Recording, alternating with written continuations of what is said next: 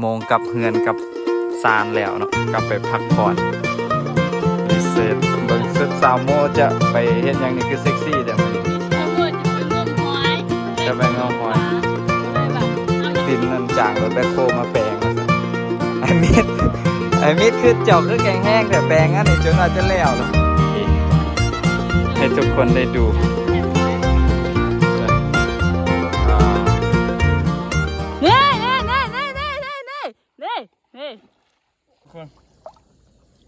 โอ้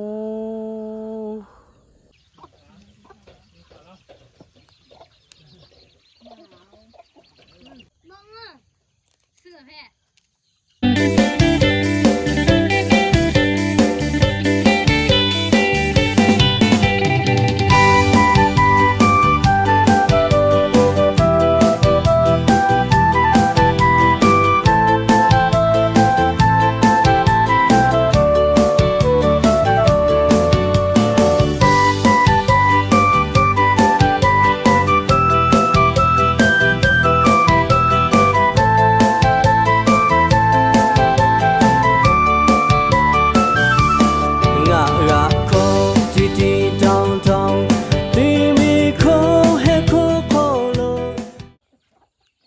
สบายดีมื้อนี้ก็มาพบกับสามโมและแม่หญ้าเนาะแม่พ่อแม่มงคลมื้อนี้สามโมและอีหญ้าเฮาจิมาลงหนองเก็บปูเก็บหอยแต่ว่าอีแม่หมานเราก็เลยได้ปลาก่อนต้นนึง นี่แม่จับแผลอยู่ว่าเนี่ยฮักก็ออกห้องหมอมา เอาห้องหมอเลยมันไม่แห้งปลากับบ่แพ้ ปลาตัวนี้จะประมาณจะขีด5ขีดได้บ่ ไผว่าหาขีด เพิ่งโลพุ่น หกขีดฮอดบ่แม่หรือว่าหาขีดแทนแล้วนะขีด6 ขีด5 ขีดเพิ่งโลนี่แหละ นั่นแหละนี่ปลาตัวแรกตัวทมิดของเฮาโตต่อไปเฮาจะไปลงหนองพากันทุกคนไปเบิ่งหนอง อันนี้ก็จะแม่นบรรยากาศยามแรงของสวนของไอ้มิดสวนพี่น้องของเฮาเนาะ ส่วนของ นี่หมูม้าเป็ดไก่บักหลาย แม่ ๆนี่ทางนี้เบิ่ง นี่เลย มาเบิ่งไก่น้อยกุ๊กๆที่นี่แม่มาเมื่อคืน กำลังดังไฟแม่เบิ่งนึงนี้แม่ปิ่งเลยมักนะได้เฮ็ดแนั่นนั่นเลย ไอ้ลูกจุดมาตัวนี้ครบเลยนะชู ตาเว้นกำลังจะตกดินทุกคนสุดยอดเลยเนาะความงามเนาะบรรยากาศยามแรงๆ แสงตาเว้นกำลังสายแสงคอยบอกคอยเตือนคนเฮาว่าฮอดโมงกับเฮือนกับซานแล้วเนาะกลับไปพักผ่อน ต้นนก รีเซ็ตเบิ่งสุดสาวโมจะไปเฮ็ดหยังนี่คือเซ็กซี่แต่มื้อนี้ วันนี้ชาวบ้านจะไปงมหอยและ จะไปงมหอย ปลาก็เลยว่าเฮายานถือขี้ต้มก็เลยแต่งตัวเซ็กซี่แล้วก็จะพาทุกคนมา โอ เที่ยว เค ชมสวนสัตว์ของพี่น้องเฮาว่ามีตัวหยังแน่ ไปอันนี้ไผยังจือเด้เนาะ FC ในปี3 ปีก่อนบ่บ่าวกุลเคยมาสวยดินบล็อกหน่อยเนาะมาเป็นสะพานบุญมาเป็นสะพานบุญมี FC เขาเจ้าบริจาคมาเพราะว่าตอนหันอยู่บนนี่เป็นเฮือนเก่าเถียงเก่าแล้วมันไฟไหม้นะ ตอนนั้นอยู่ทางนี้ แม่นแล้วไฟไหม้ก็เลยมาสร้างใหม่นี่แล้วก็เพิ่นเอาดินบล็อกมาสวยหันเท่าใดวะ100หรือ200วะ200ก่อนบ่หรือ300นี่แหละพอดีเต็มกระบะไปลงไป เงาง มหอกงมหอยก็ ไปเบิ่งอุปกรณ์ในการงมหอกงมหอยของเฮานึ่งจะแม่นมุ่ง มุงเนี่ยเอามาให้ยังสาวโมมากลางนอนบ่ บ่ใส่เอามาอิหยังก็มาเอาตุกกุ้ง มากวาดกุ้ง กวาง ไผเคยเฮ็ดเด้อทุกคนไผเคยเฮ็ดเด้อเอาสาวโมก็บ่เคยว่ะ ย่าง ไปซั่นน่ะบ่เคยเดี๋ยวจะพาเฮ็ด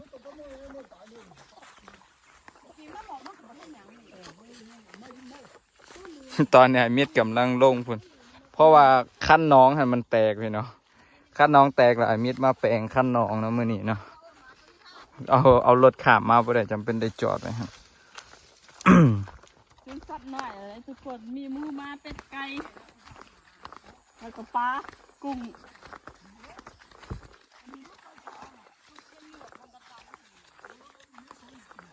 หมูก็ไม่ได้ตัวเดียว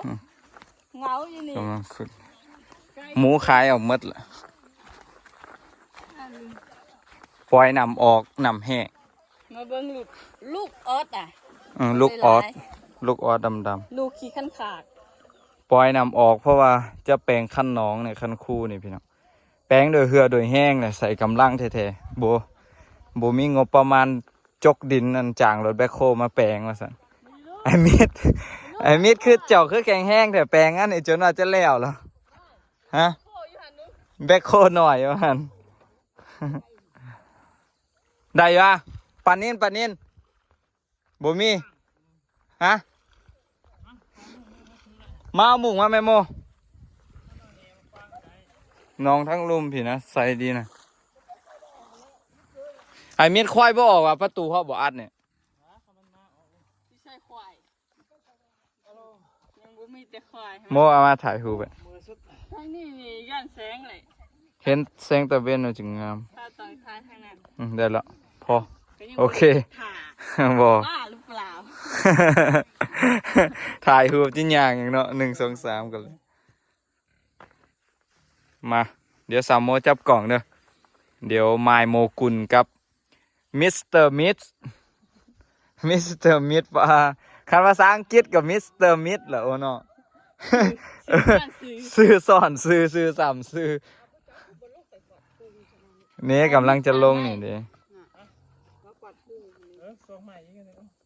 สองไม้ซื้อจังไหน หนูไม่ก็เอาปลาถิ่มมาหรือเปล่า อยู่ใส่โอ้ปลาเน่ามันเนาะมือหันเนาะเนาะมืออันมากินมือหัน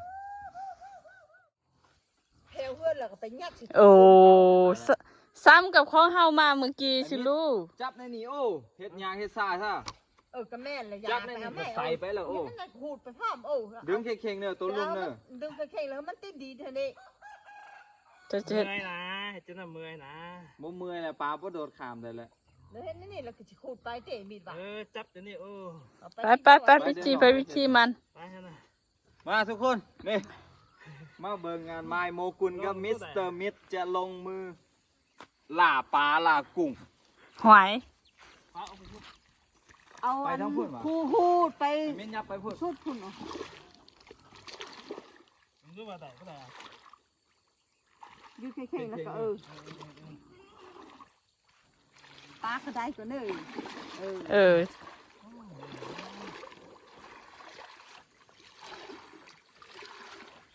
ไปอยู่ทางหน้าพุ่นโอ้ ก็กำลังหันเจ้า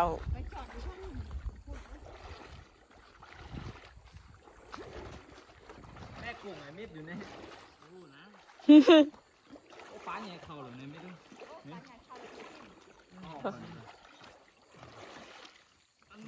บ่มีกระต้อใหม่กัน ไม่ยืนยับไปหมดโอ้มือ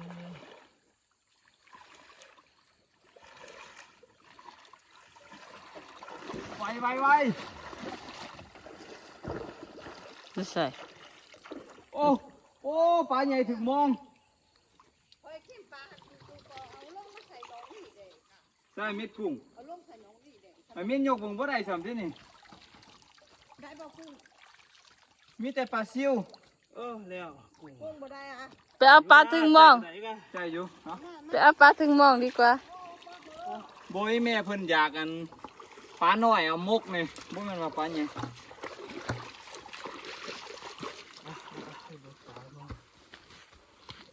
ใช่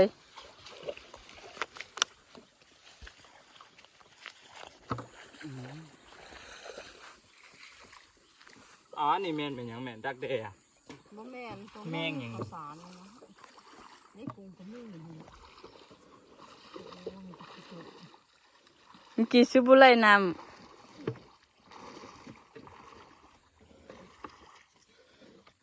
ปานายคำบ่แม่น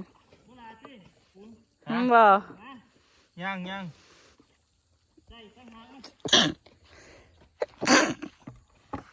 เก็บใส่แม่เดี๋ยวผม เอาทองเอานี่นะ ใส่เอาเนอะ ได้ปลายังปลานินไหลแล้ว เดี๋ยวปลานิ่มมาปิ้งแล้ว มื้อนี้จะมากินข้าวแรง มือเขาเซิร์นมาบ่มาจะมากินปลาแคมเนาะ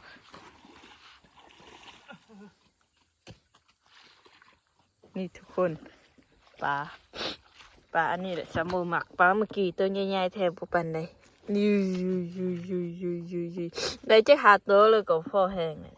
ตุดลายบ่กุ้ง ใช่เอาเข้าไปมกเนี่ย เดี๋ยวไปอีกรอบหนึงก็ได้ ไปรอบนึงก็พ่อกินแล้วก็ ก็ได้ว่า10 ตัว ได้เอ้ย เอาอีกโลนึงอ่ะมิด รอบทมิดของเราก็จะประมาณนี้ดูชีวิตสุด อันนี้ก็พอได้น้อยหนึ่ง 3 4 รอบฉันนี่ก็เลยกินเลย ใบหนึ่ง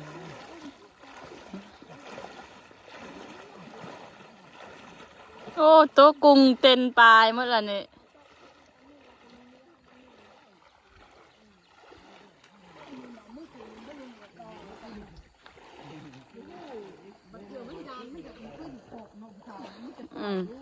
ไปหับไปเบิ่งหมูกินข้าว เขาเคยเลี้ยงกดตีนกดมือบ่ได้แล้วพ่อค่ะกินหอดอยู่บ่เห็นหยังก็มาแย่งมาเบิ่งหมูมึงไก่เบิ่งไก่ดีแล้วเนี่ย พอเท่าถึงจะเท่าแต่ยังแข็งแห้งเลี้ยงหมูเลี้ยงไก่อะไรเบิ่งหมู ได้มาบ่เลยก็บ่ได้ พอเท่าว่าพอเท่าเคยเลี้ยงนี่บ่เลี้ยงนี่ก็บ่ได้ โอ้เคย นี่ตัวแม่หรือตัวผู้เลย หาตัวแม่ ตัวแม่อะ มาที่เกิดเลยนะ ถามว่ามัน เคยสาวาแล้วตัวนั้นบ่เคยสาวาหาแล้ว อืม มื้อนี้วันที่17สิ6เนาะ อืม นั่นแหละบ่เคยสาวาแล้วทุกๆก็สาวานี่คือละ แต่มันเกิดมาตัวแห้งอ่ะเนาะ อืม มันเกิดมาตัวแห้งกินเลยตัวแห้งเลี้ยง โอ้ยเดี๋ยวนี้มาบ่ได้ลินโดยแม่ตัวน่ะสีห่อแล้วเฮ้ยสีห่อแล้วนี่สอง ตอนนั้นเลี้ยงสีขอบพุ่นน่ะ มีจักโต มีสองแม่ฮะโอ้สามแม่โอ้ อืม ตัวนั้นนี่อันน่ะอาหารก็บ่แพงเด้มูก็มู เป็นราคา อีก ยามนี้อาหารกาแฟหมูก็บ่เป็นราคา มูบ่เป็นราคาแล้วก็อาหารก็แพงดี นั่นแหละ ว่าบ่นี่บ่ได้แล้วไม่นี่บ่อยู่หลายแต่ก็บ่ได้บ่ลงละ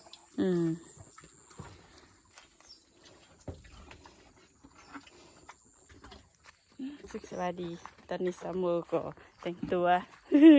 พนักสามโมว่าจิไปเอาตัวหอยตัวปลายังบุเลยลงตัวนี่อันนั้นปลาใบไม้ คิดว่าปลาเมื่อไรสามใส่มองเนาะเราจะไปเก็บหอยมาเหอะแสงออกโอ้ถ้าเรามีแหนี่คือจีต่อแห้ง หันทำไมเสียบ เมื่อไรอ่ะยอมแฟ้น่ะไม่คุณยอมแฟ้เหรอมานี่แฮะกำลังเดินทางโอ้บงมาคุณเห็นยังฮะแจ็คว่าเลินหรือบุเลินหูก็แซดบอกแล้วบุเลยขับรถตอบ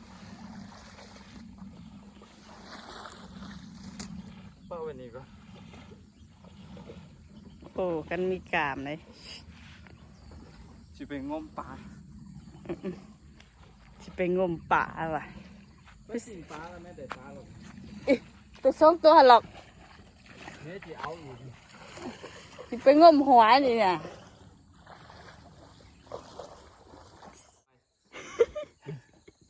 ตาไหนเห็นนะพอแล้ว ออกแล้วโอ้ยังบ่ออก ใช่ ท้ายแล้วท้ายก่อน ออกแล้วใหญ่พูด ปีมันก็บ่แซ่บนะครับบ่ไปเฮ็ดลาเฮ็ดกล้วยกิน ต้องซอยแล้วก็เอาอันซอยลวกจามเจียวสมปัสสิวิ มีแต่ตัวเดียวนี่เฮาในปานนั้นคุณเอ้ย กล่าวหามันว่า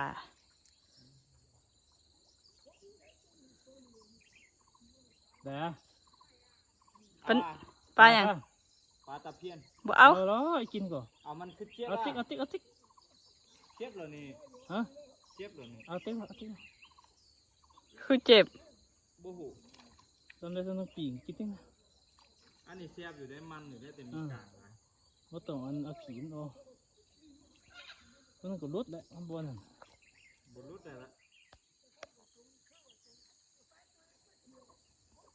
ปลาอยู่สวนนี่บ่ใหญ่เนาะคุณเนาะ อืม เป็นยังบ่ไง ใช่ที่หับอยู่ใช่ ทิมไปฝุ่นบอนเก่า ฮะ มันเก่าขนาด บัวกาอะโลแห้งแต่ก็นี่ นักยังก็ แห้งอุ่น พิมพ์ดาว หอยนี่ร้ายแต่ร้ายว่าลูกนี่เฮ็ดแต่หอย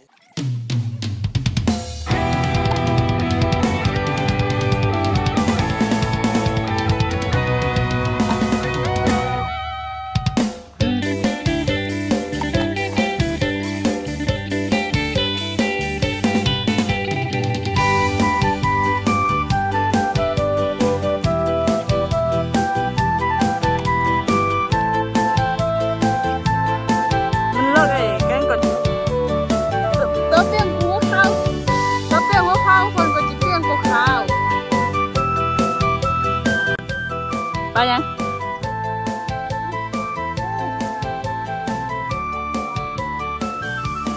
ngã ngã khô chi chi trong trong đi mi khô hay khô khô luôn เน่เน่เน่เน่เน่ chi chi ba ba cha mèo long cha nya ga lo木茶头，亲家黑家，屋子那好热好累，肉包不 โอ้ว้า 累，加个应用。 ไก่ใส่กับสมุน nu lo khô từ lưng Tôi ba nhằng. Ba này, ba nín. a su he to ko nga la ma lo โอ้ปลาไหล 呀，你够那给。 ล่างดีๆเราบ่เห็น เอาอ่ะ บ่มาเหอะ FC เบิ่งซื่อๆเฮาจะโอ้ต้นไม้ นี่ทุกคน อู้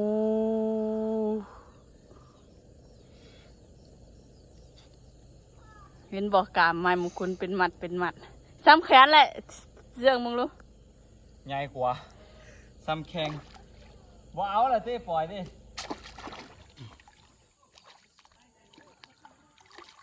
ปล่อยแล้วเนยแสง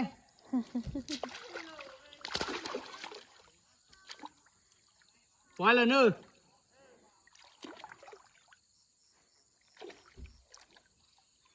เซ่ ปล่อยไปแล้วฮะ ได้ต้นนึงแล้วนี่ ได้ตัวหนึงแล้วดู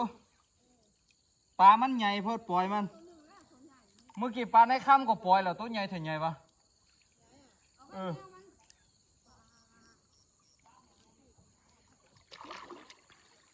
มีสามโมเก็บหอยทุกคนเอาเก็บห เก็บ อ มาย เก็บหอยน้ำสาวโมแม่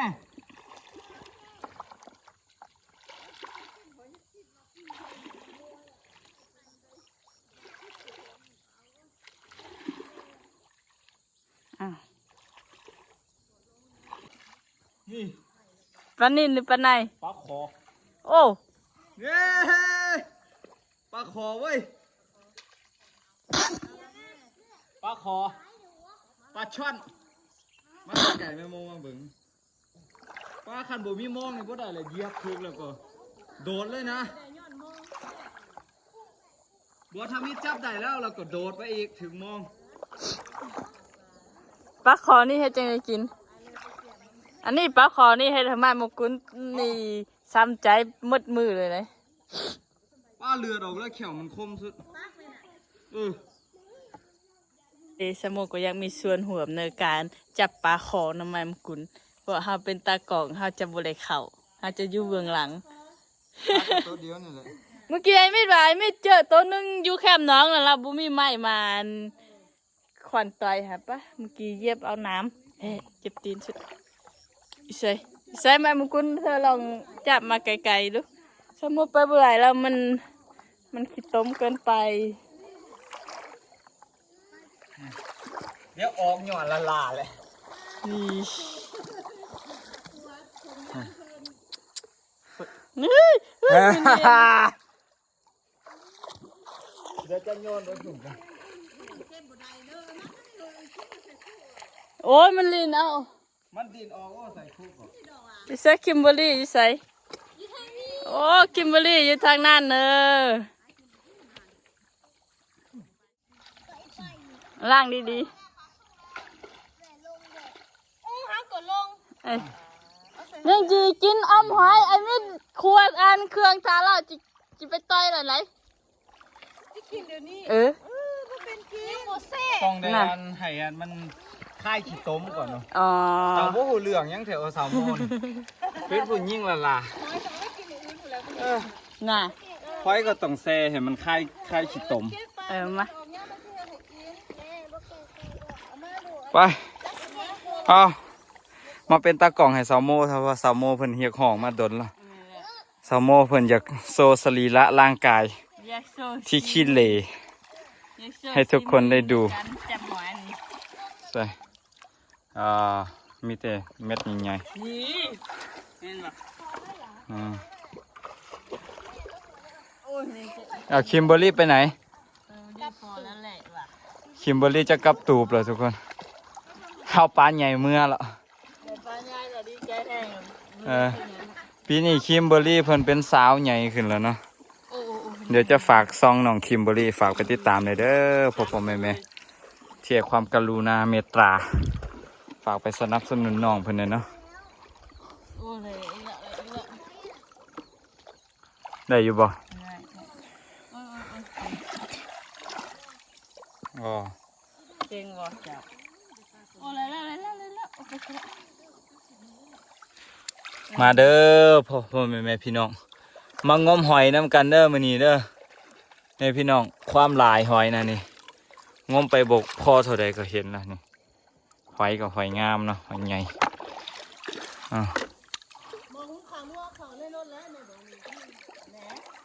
ลืมอีกนี่พี่น้องโอ้มวนเถอะงมหอยลงหนองยังว่าย่านถึกน้ำนี่พี่น้อง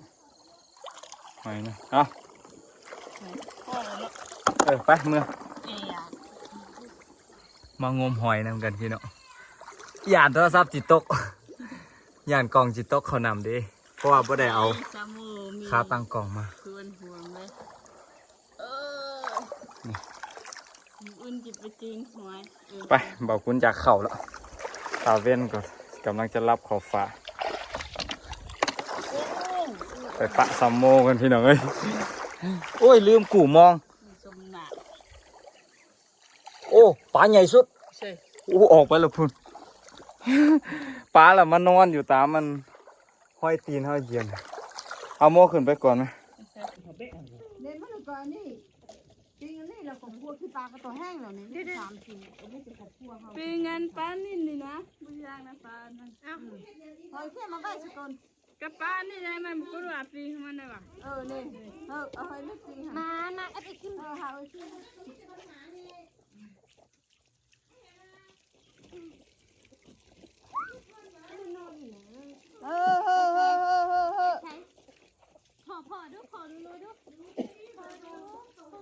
เดี๋ยวคนโตพ่อลงตรงบ่ายนี้เนาะ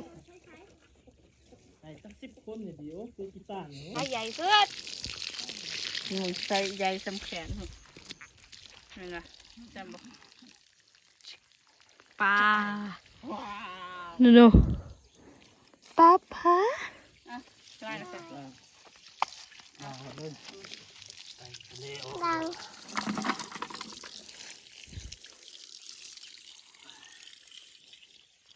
ปลานี่ดีป่วยโอ้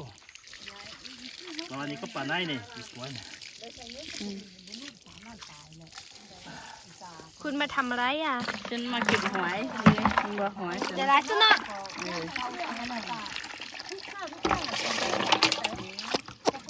อันนู้นเลยจะปีละฮะนู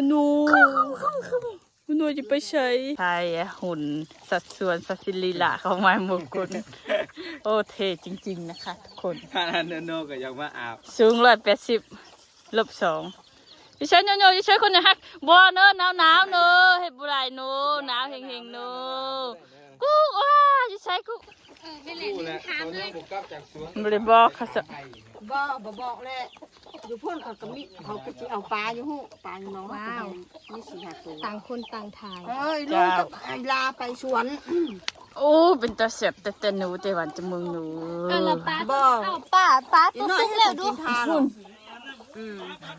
ก เบิ่งกลางดีๆเนอะ นกเพศของแม่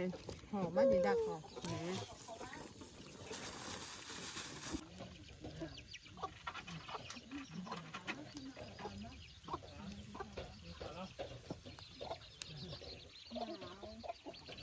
มองอ่ะเสือแพะเสือที่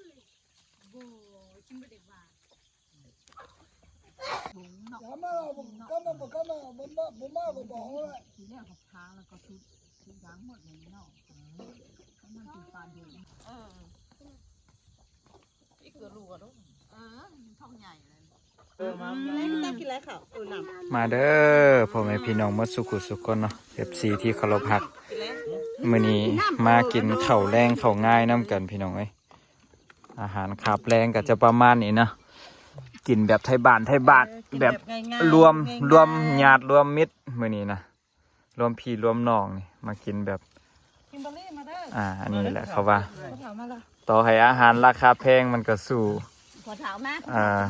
คาบข้าวสีมือคุณแม่ สามัคคีแบบ พร้อมหน้าพร้อมตาญาติพี่น้องล้อมหน้าล้อมตากันกินแบบนี้ กินจุ๊บกินเจียวก็แซ่บเนาะ น่ะ แม่นอย่างนี้สีมือสาวโมว่ะ กินบะลี่ได้ นี่ เนี่ยเอาจานมาคุกเขาหรอ เฮ็ดหยังถ่ายรูปโอ้ยอยาก เห็น ถ่าย น่ะ รูป โซซิมือตัวนี้จับคัก ขึ้น เอาจำเจียวมักแคนแม่สนะ ๆใช่ ถ่ายแล้ว ยังบ่เลี้ยวถ่ายรูปอ่ะ เออ เขาลืมถ่าย เอายังบ่เลี้ยวอีกจะถ่ายวะ อันนั้นอะไร มาเดี๋ยวขออนุญาตถ่ายรูปกันเด้อ กินนี่เนาะ อ๋อมานี่ ไปคนแดง นี่กินปลาพี่น้องปลาใหญ่ กินไข่ อันนี้เป็นหยังมกว่าไก่วะ อันนั้น มกกุ้งเมื่อกี้ โบเบน ปลาหน่อย ขัว อันนี้แกงผักขะผักละเจียวมักแคนอันไหนแม่อันนี้ปะโอ้ นี่กินข้าวยำแรงอ่ะ ข้าวเหนียวงับคับคัก ตั้งกล่องเข้ามา ข้าว เดี๋ยวเบนหนึ่งใส่ปาก ร้านมันกินข้าว มันบุญ โอ้ข้าวอุ่นซะมากินข้าวยามพอเถ่านอนอยู่เทียงผู้เดียวพี่น้องแต่ก่อนนี้เงื่อนหล้างนี่แหละเขาเอาดินบล็อกมาเห็นไหมพี่น้องไผยังจืดเลย ร้อยแพ้เลย พอเถ่ายังจืดบ่ พันจือ จืดเนาะอ๋อขอบใจเนาะขอบใจที่มาสวยกัน แม่ร้อยแพ้เลยเนื้อ50,000เติม เนื้อจังเกลือนี่ คนแม่ตุปลากับเข้ม มาเนี่ยจะซิมให้เบิ่งกันได้เค็มเรืองมากจะซิมนี่นะนั่นนี่บ่ จะกินอะไรก่อนฮะ อ๋อใส่แจ่วเลยเนี่ยแจ่วมักขัน เจ้าก็กินตะงู ลีลาพี่น้องลีลา ยังอันลืมเอาอันลาปลาเนาะ ก็ตามหนา เอาเบอร์หนึ่งตังนี่แล้วก็ตังเก็บสละมุม ร้านมู อย่างโง่สิ ยาดินอันนี้โอ้อ่านก็เปลี่ยนนี่ดีเห็ดแต่ก็โทรศัพท์เอาให้มันเน อัน อะ นั้นเป็นยังอันนั้นอันนั้นอันนั้นเป็นยังอันนั้นเป็นตัวหมาอันนั้นเป็นตัวหมาเนอะ เกฟรีไฟล์ไม่ได้ก็เกฟรีไฟ ว่า ล์ไม่ ดู ได้ มัน ก็ เก่าอ่ะ ชวนไอ้ก้อย เอาไว้กระเพรา ว่าอย่างไรมันเก่าอ่ะ คือบนเกาแหละเล่มแหละอิ่มแต่อิ่มแล้วเนาะอันนี้เอาไปกระเพรา เล่นเกม งัว